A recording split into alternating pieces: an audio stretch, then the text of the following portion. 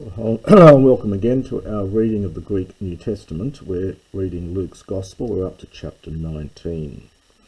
And this begins the crescendo leading up to Jesus' entry into Jerusalem and, of course, ending with the crucifixion. This first pericope here is Lucan material, doesn't occur in the other Gospels.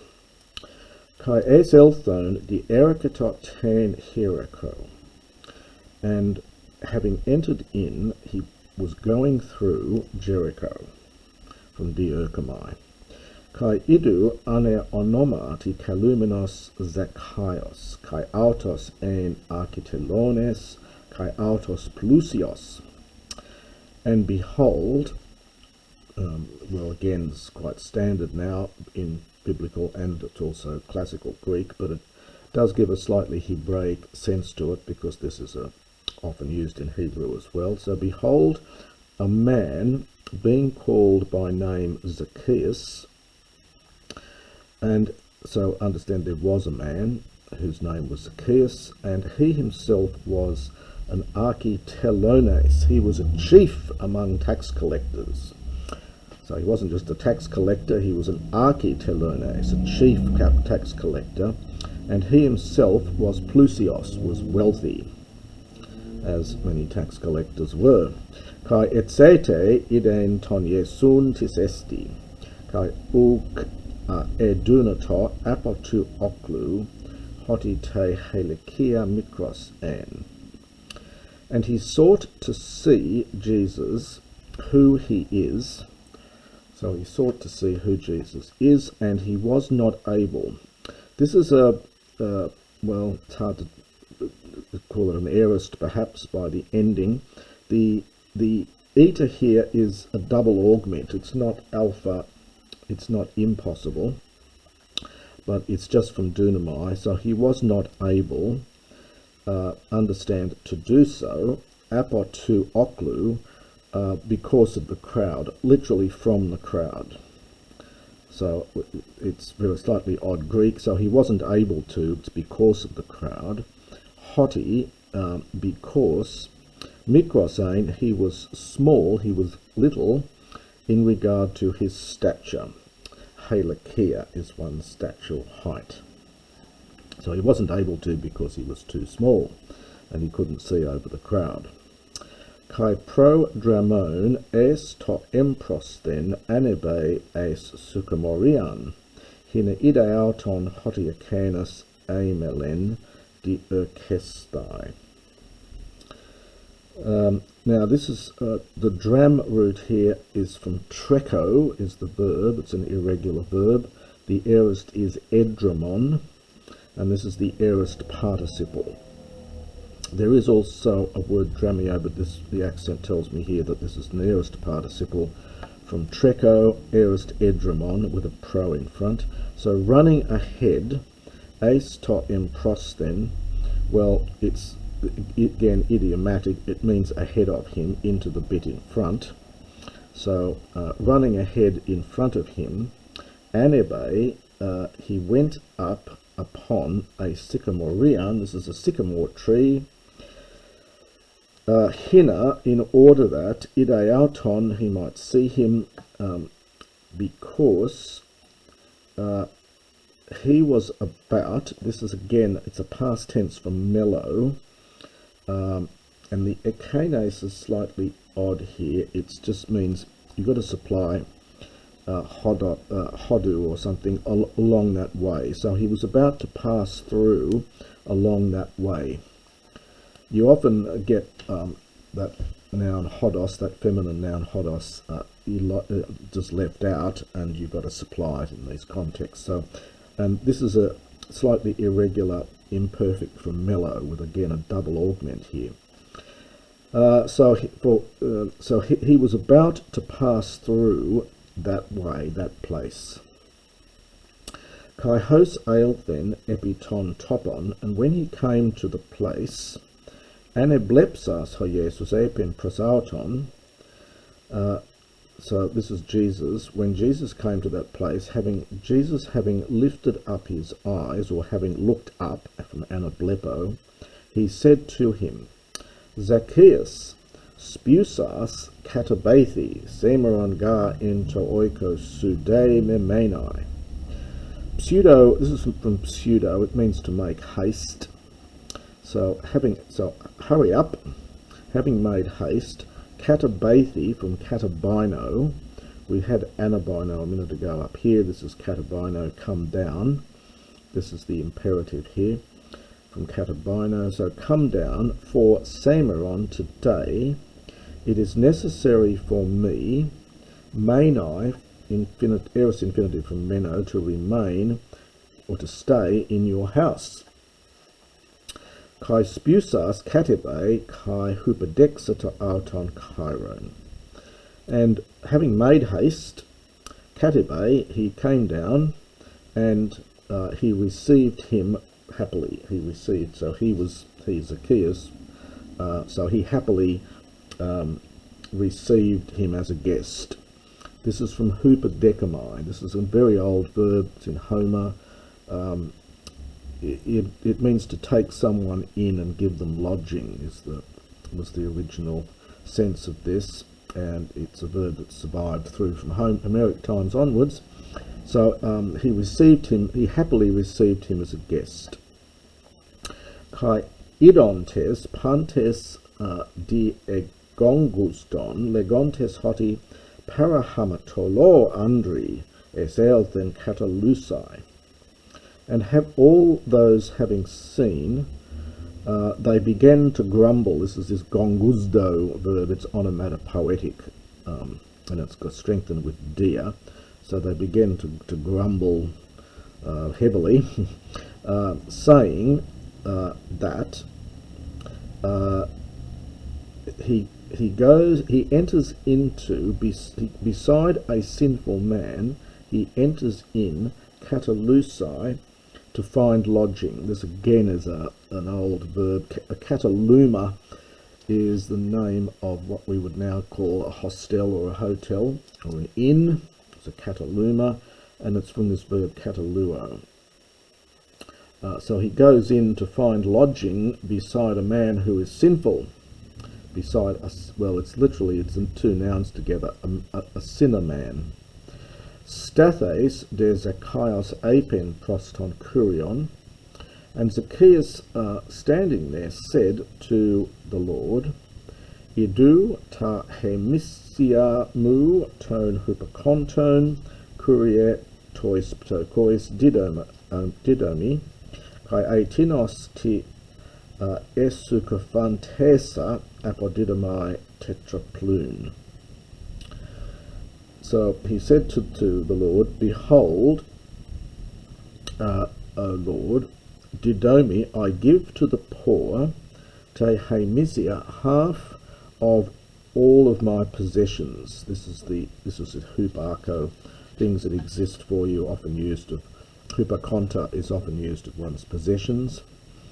So behold, I give to the poor half of my possessions, and if, now we get this verb here, this is from sukafantio. This is an interesting verb. It's used in classical Greek. You can see from the root here, it's got to do with figs, and the fan from is connected with phonomai, to appear. First, we get our word sycophant from this, but in classical and Koine Greek, it never has the modern sense. In modern sense, a sycophant is someone who flatters, often in connection with politics, a sort of yes man.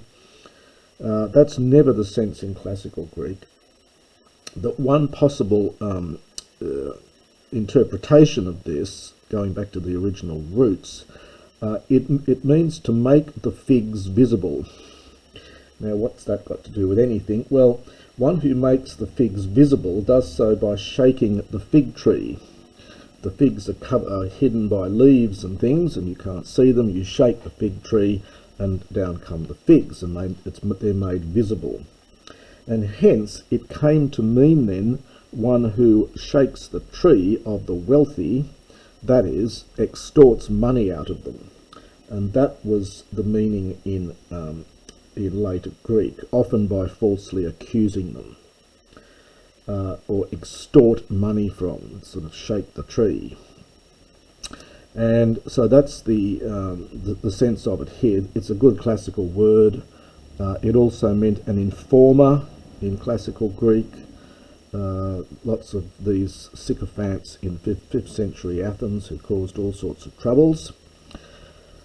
Anyway, so here it says, if I have extorted anything from anyone, for the tinos, apodidomai, I will give back tetraploon fourfold. So if I have extorted anything from anyone, I will give it back fourfold. And apen de prosauton Jesus hoti semeron soteria to oiko tuto egeneto. Kathoti kai autos huios abranestin. And Jesus said to him, in inverted commas for the hoti, today salvation has come to this house. Kathoti, because also this man is a son of Abraham, even though he was a crook. Aelthenga hofios tu antroput setesai kai sose to apolalos. For the Son of Man came to seek, from satio, and to save, from sozo, it's aorist infinitives, to apolalos, that which has been lost. This is a perfect neuter participle from apolumi. So the endings are normally kos, quia, kos, but the kappa disappears before the liquid lambda, and so you get apololos. It's a perfect neuter participle with to, that which has been lost. Well, the next parable is the parable of the 10 pounds, which occurs in Matthew's Gospel. Akuonton de auton tauta prostheis apen parabolein diato engus enai hieros suleim auton kai dokein autus hoti parakrema mele he basilea tu theou apophinesthai. Genitive absolute, and as they were hearing these things, now we get this interesting prostheis, which again is probably a Hebraic construction. Prostithemi is often used in the Septuagint as an intensifier of the main verb, trying to reconstruct a Hebraic idiom. We could just try, it's from prostithemi, to add to, so we could probably say he proceeded to say. Hearing these, as they were hearing these things, he proceeded to speak a parable. Now we get dia to enai, and then the subject's auton. So on account of him to be near Jerusalem. So because he was getting near to Jerusalem, and another infinitive, dokein,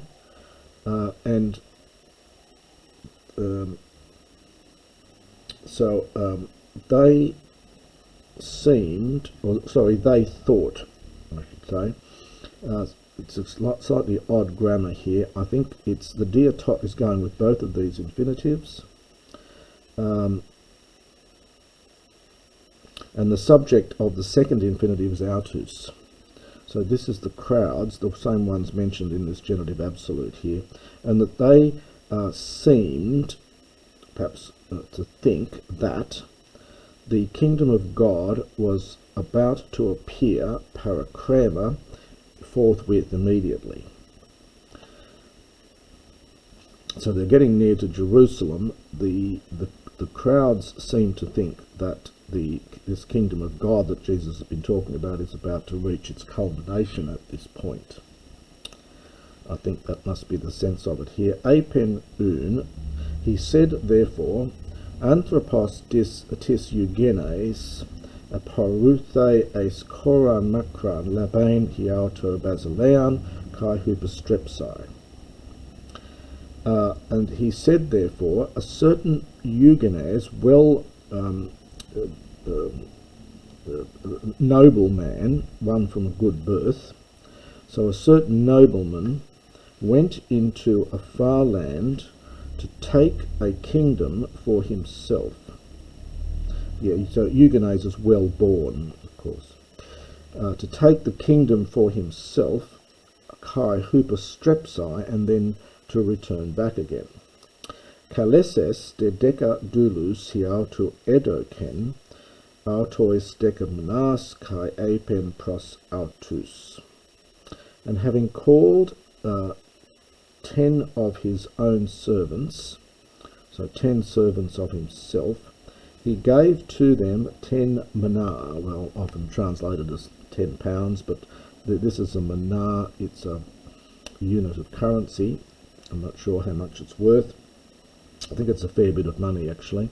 So 10 mnai, and he said to them, pragmatu saste en ho erchomai.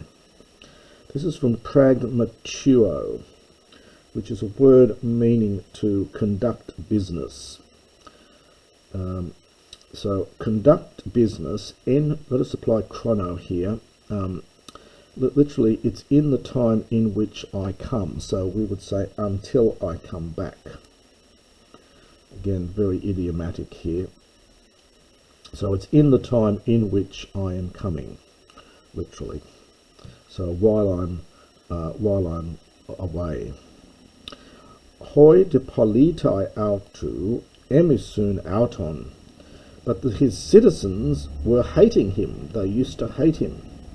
And apostelan presbean opiso autu legontes, and they sent an embassy, presbea, ahead of him, opiso, behind him, I should say. They sent an embassy after him, saying, U thelomen tuton basileusai ephemas. We do not wish this man to rule over us. Kai egenita ento ep an elthane auton labonta ten basilean, kai apen phonethenai autotus doulos tutus hois dedoke to agurion hinagnoi te dia pragmatusanto.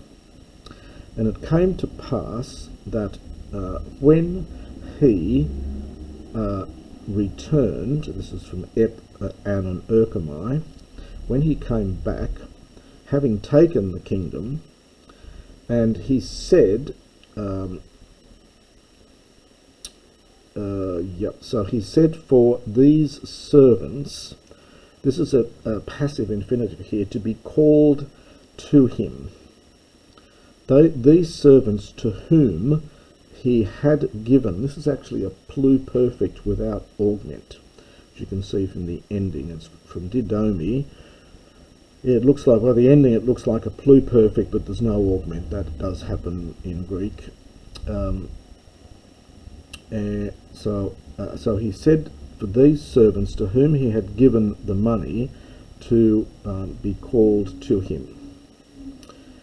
Hina, in order that gnoi is actually a subjunctive. It looks a bit like an optative, but it is actually a subjunctive, I think. In order that he might know what thing, or perhaps in what way, dia pragmatusanto, this is just a stronger version of pragmatuo we had before, in what way they had conducted their business. Paragenoito de hoprotos legon curie hemene sudeca pros agarasato manas. And the first one arrived, or was present, or came, saying, Lord, your mnai pros agarasato. This is from pros ergasdamai. It is the pros in the sense of to make in addition to. One of the meanings of pros is in addition. So it has wrought in addition, so it's made in addition 10 mnai. So it's earned in addition 10 mnai. Kai apen auto, and he said to him, Euge agathe dule hoti en elakisto pistos egenu is the exousian ekonepano decapolion. This is you plus get. It's again very good classical word. You'll see it in Aristophanes, for example. You get, well done, a good slave or good servant, hoti, because you were pistos faithful in elakisto, in the smallest thing. This is a superlative. It's one of the few superlatives you see, this elakisto, and it's a irregular one from the thing meaning small, so in the least thing. Is the imperative from the verb to be, from Amy. So it's something like, let it be that you having authority over 10 cities. May it happen that you have, so in other words, I will allow you to have authority over 10 cities. It's slightly idiomatic here with this use of isti. So it's sort of let you be having, so let you have, may you have authority over 10 cities. Kai eilthen hodeuteros legon, and the second one came saying, He menasu, your mna, kuria, O Lord, epoies en penti menas. It made, or it produced, 5 mna. Epi de kai tuto, kai su epano ginu penti polio. And he said also to this man, you, literally, you become over, so you are in charge of 5 cities. Hode heteros eilthen legon kuria idu hemenasu en hekon apakai menain in sudario. Now the heteros, in classical Greek, heteros means one of 2 things. So it means you've got 2 options, and you've got one and you've got heteros, the other one. That distinction disappears in later Greek and is not here, because this is actually the 3rd one. But we just translated the other one, but it's not the other of 2, but just generally the other one came saying, O Lord, behold your mna, which I had, apokaimenein, literally perhaps stored away, so that mna which I had was stored away in sudario. This is a funny word. It's sort of like a handkerchief. It's a bit of cloth you use to wipe your brow of sweat. Sometimes a sweat rag. The word turns up again in, as I recall, in Acts of the Apostles, which again is written by Luke. So, and I think it's a Latinism. It's a Latin word. Anyway, so he shoves it in he stores it away in a handkerchief.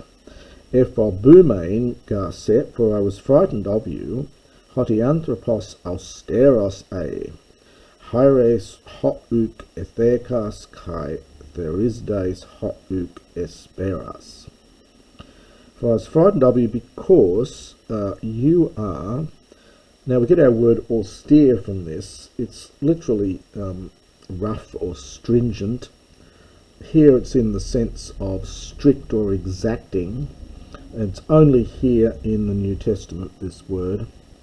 So you are an exacting man, an austere man, for you take that which you did not put down, and you reap that which you did not sow. From Spiro. Lege auto, he says to him, ectu stomatus su crino se. Notice the accent. So I will judge you, future, from your mouth, from your own mouth.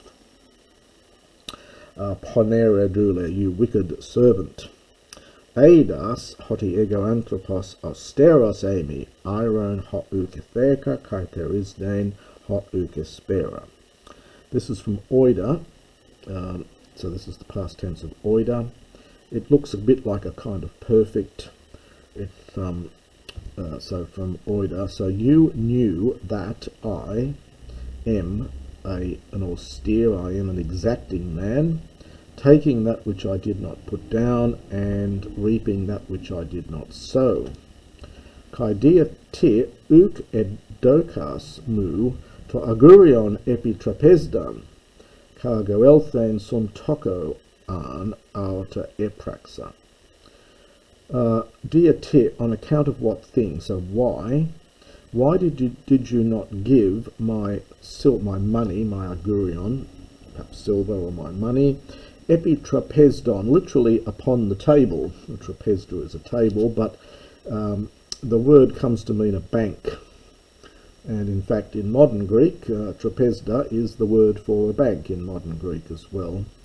So why did not you give my money over to the bank, literally to the table, to the bank? Cargo for kai ego, and I, having come, epraxa, it's a funny use of the word here.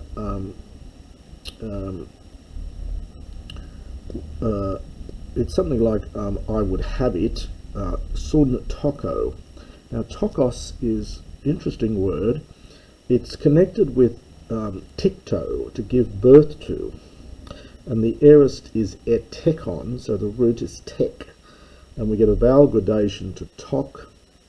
So a tokos can refer to a young infant, but it also refers in this context to interest, bank interest. It's money which has been given birth to by money. It's a very nice metaphor here, but it's just the word for interest, for bank interest. Odd use of prasso here. I would have exacted it with interest, so I would have taken it along with the interest.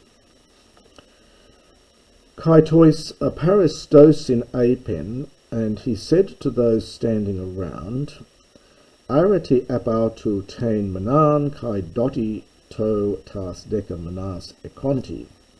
So take from him the mnai, and give it to the one having the 10 mnai. Kai apen auto, and they said to him, Kurie eke deca manas, O Lord, he has 10 manas. And then this doesn't, the sentence isn't finished, so the editors put a dash here. Lego humin hotipanti to ekonti dothesatai, apatume ekontes kai ho eke arthesatai. I say to you that to everyone having, so everyone who has, understands something, it will be given, and from the one not having, even what he has, it will be taken away. This is from Iro. To raise, but in this sense to take away. And the last little verse here for this section, plain tus ekthrus mu tutus tus me telesantas me basiliusai epautus agagati hodi kai catasfaxity autus emprosten mu.